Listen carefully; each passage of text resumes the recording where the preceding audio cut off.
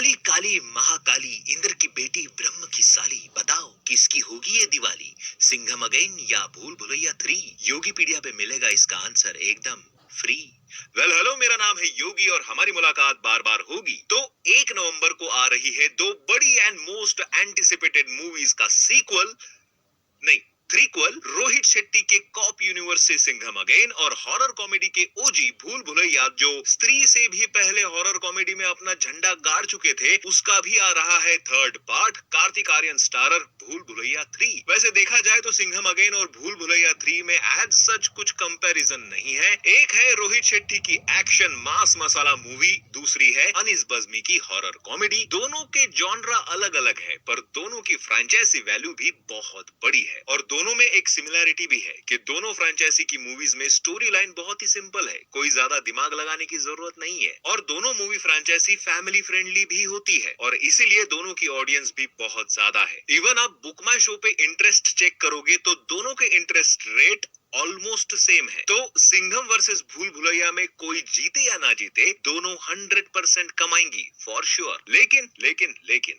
ये कमाएंगी कैसे? क्योंकि क्लैश में हमेशा प्रॉफिट से ज्यादा नुकसान होने का खतरा बना रहता है। तो इस वर्सेस वाली लड़ाई में खेल होगा डिजिटल राइट्स का और ओवरऑल थिएटर ऑक्यूपेंसी का। पर इतने बड़े क्लैश में थिएटर स्क्रीन्स किसको ज्यादा मिलेगी? वैसे कुछ रिपोर्ट्स की माने तो रोहित शेट्टी ने जियो स्टूडियोज के साथ मिलकर स्क्रीन ऑक्यूपेंसी की कंपटीशन में बाजी मार ली है। उन्होंने पीवीआर आइनॉक्स को अपना ऑल इंडिया डिस्ट्रीब्यूटर बना लिया है, जिसके चलते उन्होंने पीवीआर आइनॉक्स के 60% स्क्रीन को अपने शो के लिए बुक कर लिया है। अब सोचो, पीवीआर आइनॉक्स के पास ऑल ओवर इंडिया 1700 से भी ज्यादा स्क्रीन है, जिसका 60% यानी कि ऑलमोस्ट 1020 स्क्रीन में सिंघम अगेन चलेगी और बचे हुए 40% यानी कि ऑलमोस्ट सिर्फ 680 स्क्रीन में अदर मूवीज या पॉसिबली भूल भुलैया 3 लगेगी। तो क्लियरली यहाँ सिंघम अगेन ने मास्टर स्ट्रोक खेला है। साथ में ये भी पता चला है कि सिंगल स्क्रीन थिएटर से सिंघम अगेन के लिए मैसिव डिमांड्स आ रहे हैं शोज चलाने के लिए, क्योंकि सिंगल स्क्रीन थिएटर में गदर 2, केजीएफ 2, आरआरआर जैसी मास मसाला मूवीज ने मल्टीप्लेक्सेस से भी ज्यादा बिजनेस किया था। और क्योंकि सिंघम अगेन भी पूरी मास मसाला मूवी है, ढेर सारे हीरोज है इसमें, जिसमें ओजी अजय देवगन एंड अक्षय कुमार तो है ही, साथ में नए जमाने के नए स्टार्स जैसे कि रणवीर सिंह, टाइगर श्रॉफ और अर्जुन कपूर भी है, end of course Kareena Kapoor and Deepika भी है। प्लस पॉसिबल है कि सलमान खान भी हो,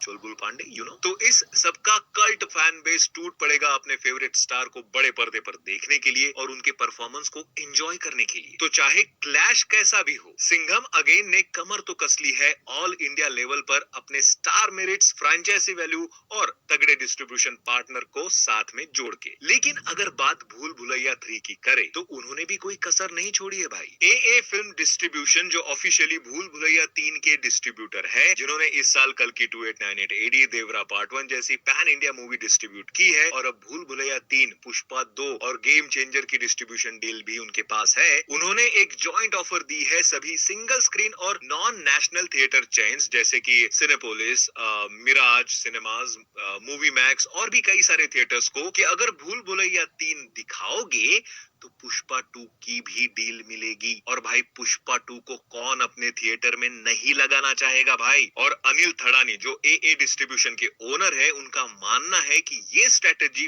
वर्क भी करेगी, जिसके चलते भूल भुलैया के शोज अपने आप बढ़ जाएंगे। वैसे चाहे कितनी भी स्ट्रेटेजीज लगा ले, थिएटर की सिटिंग स्ट्रेंथ और टिकट प्राइसिंग एक बहुत तगड़ा रोल प्ले करेगी फर्स्ट वीक के कलेक्शन में। वैसे अब थिएटर में आके ये दोनों मूवीज कितना कमाएंगी ये तो नहीं पता, लेकिन भूल भुलैया 3 का बजट है 150 करोड़, जिसमें सैटेलाइट और म्यूजिक राइट्स बेच के 135 करोड़ तो ऑलरेडी रिकवर हो चुका है। अब सिर्फ 15 करोड़ और कमाने हैं इस मूवी को अपना बजट निकालने के लिए। और मेरा अंदाजा ये है कि मूवी आराम से और 100-200 करोड़ के ऊपर तो कमा ही लेगी। रही बात सिंघम अगेन की, उसका बजट 350 से 375 करोड़ का बताया जा रहा है, जिसमें से नॉन थिएट्रिकल डील में यानी कि ओटीटी वाली डील में मूवी ने 200 करोड़ रिकवर तो कर ही लिए हैं। पर भाई उनको 150 से 175 करोड़ और कमाने पड़ेंगे अपना सिर्फ बजट रिकवर करने के लिए। हालांकि अगेन ये भी फिल्म आसानी से इतना तो कमा ही लेगी, पर बजट कम होने का क्लियर कट एडवांटेज भूल भुलैया 3 को मिल रहा है यहाँ। तो चाहे स्क्रीन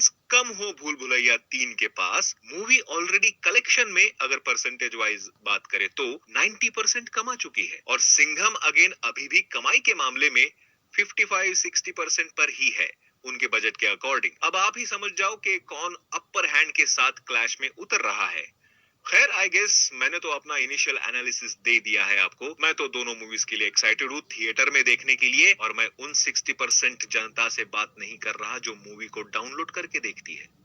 पोस्ट डाला था मैंने, वोट किया ही होगा आपने, सब पता है मेरे को कहाँ देखते हो तुम लोग मूवी। लेकिन इन दोनों मूवीज में आपको क्या लगता है कौन बाजी मारेगा? कमेंट में बताओ जरा। मिलते हैं अगले वीडियो में। बाय।